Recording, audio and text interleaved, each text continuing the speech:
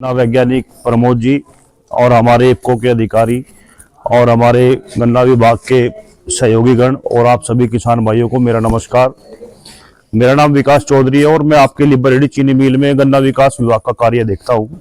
अभी 6 महीने मुझे आपके यहाँ बीच में आए हुए हुआ है।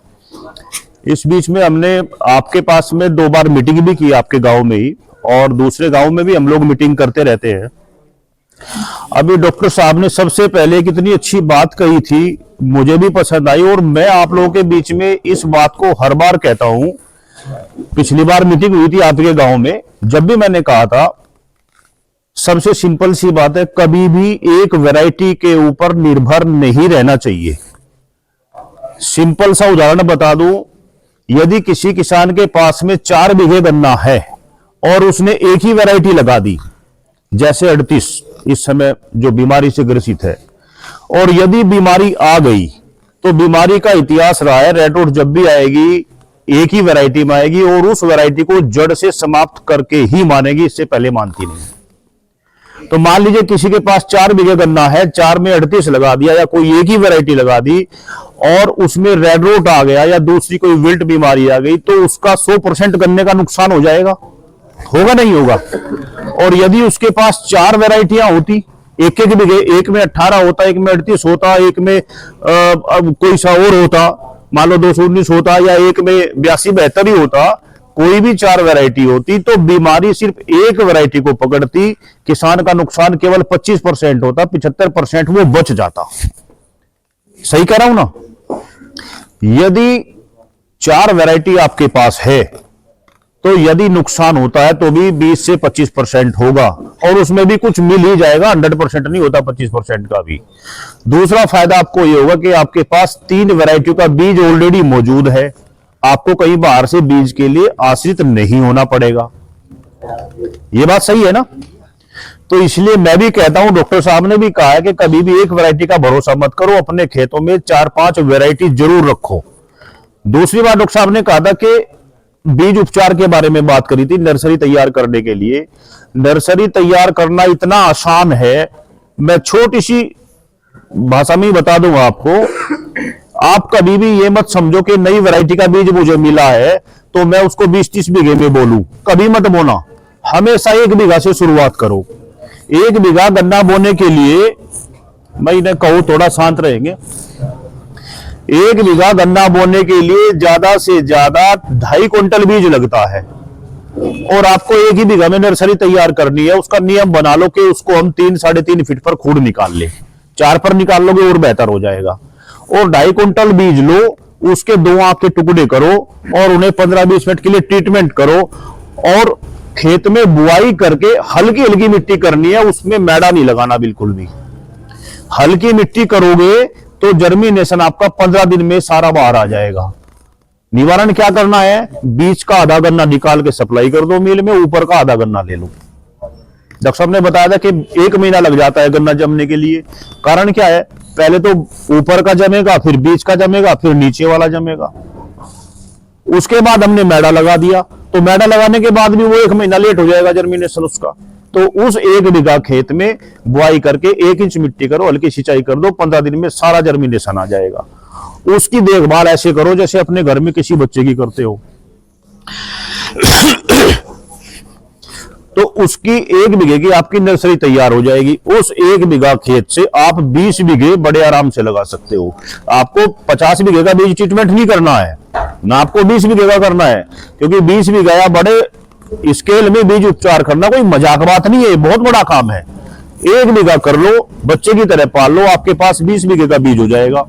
4 वैरायटी है तो 4 वैरायटी का 1-1 बीघे का बीज कर लो, आपके पास इतना बीज है कि आप 100 बीघे बीज बो सकते हो, बड़े आराम से बो सकते हो।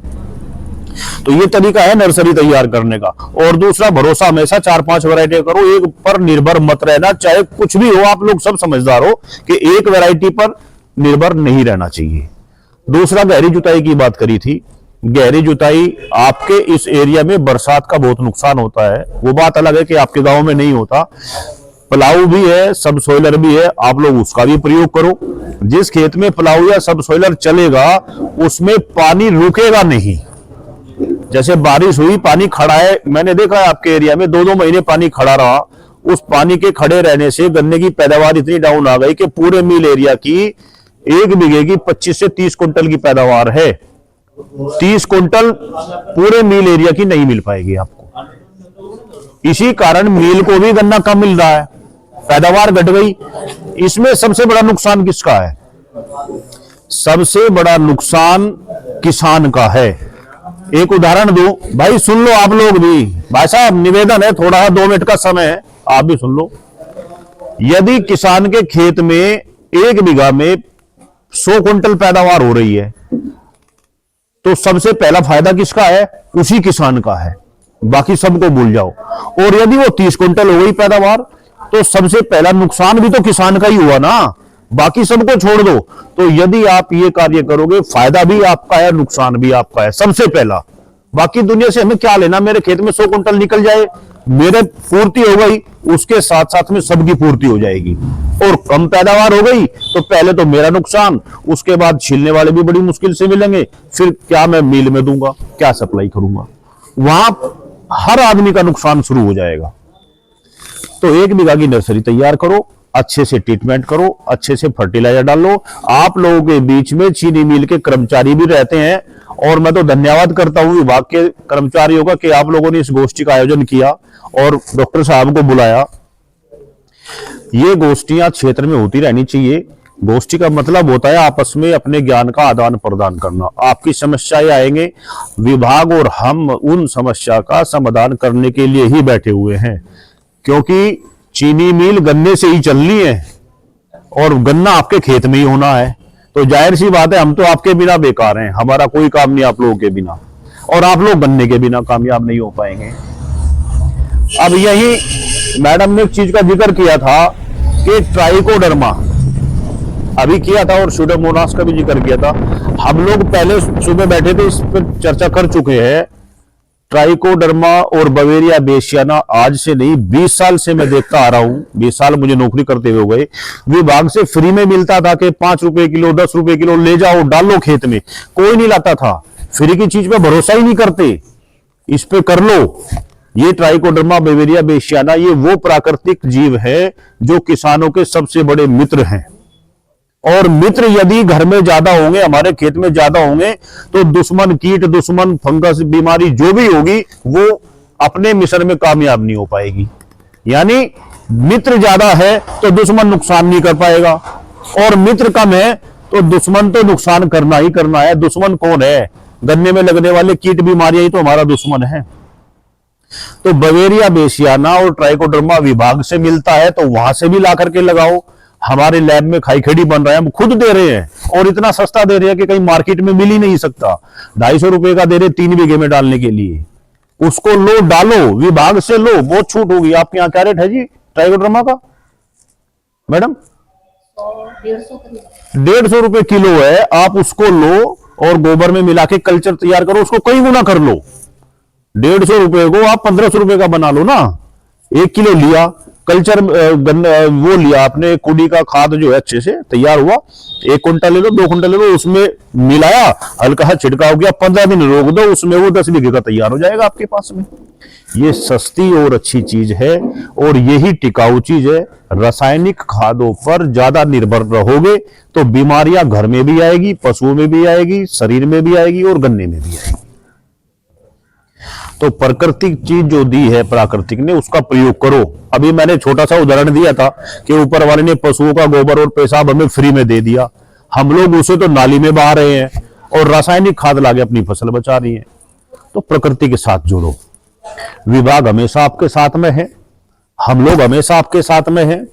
एक आप लोगों से मैं अनुरोध जरूर करना चाहूंगा कि कोल्हुओं पे रेट बहुत ज्यादा हो रहे हैं, वो भी जायज है। देखो जहां 2 पैसे मिले आदमी तो उसी की तरफ जाता है, लेकिन वो कोल्हुओं पर जो ज्यादा दाम है ना, वो जब तक ही है जब तक आपकी फैक्ट्री चल रही है।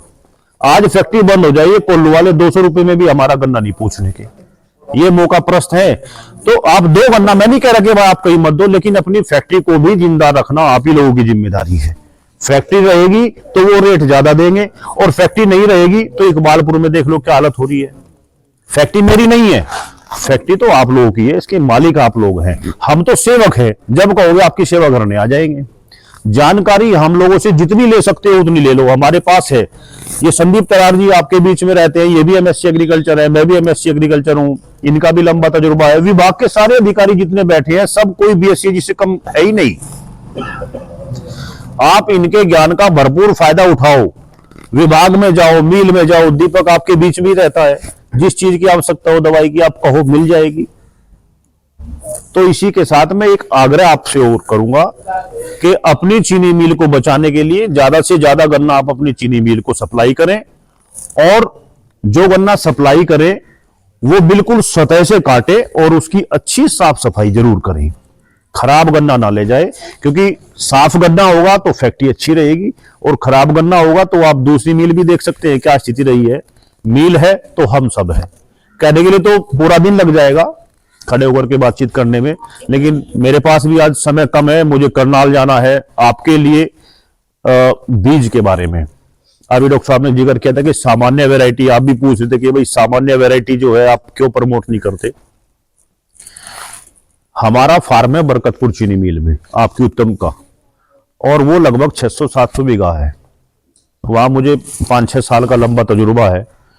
हमारा वहां यही काम है कि जैसे ही संस्थान से वैरायटी कोई रिलीज होती है, हम जाकर के उस वैरायटी का, चाहे हमें 4 बड़ मिले या 400 मिले, वो ला करके अपने फार्म पे डेवलप करते हैं।